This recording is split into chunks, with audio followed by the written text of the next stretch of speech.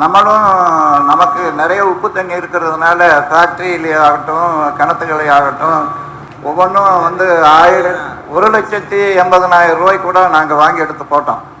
ஒரு முதலே சரி நம்ம விவசாயம் தானே, நமக்கு விவசாயம் நல்லா ஆகணும் அப்படின்னு நினச்சிக்கிட்டு என்ன யார் எதை சொன்னாலும் அதை கூட வாங்கி எடுத்து போட்டோம். 1,80,000 ரூபா ஒவ்வொன்றும் நிறையா வாங்கி போட்டிருக்கிறோம். ஆனால் ஒன்றுமே பிரயோஜனம் இல்லை. எது எப்படி இருக்குதோ அப்படியே தான் இருந்தது. அதனால் இது போட்டதுக்கப்புறம் கொஞ்சம் பரவாயில்லை. நம்ம எதுவுமே பார்க்காம யாருக்கும் சொல்லாதங்க.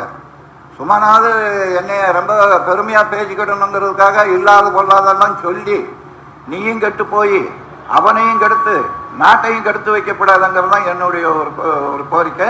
அதுக்கப்புறம் இவர் வந்து பேசினதுக்கப்புறம் நம்ம சொன்னோம்.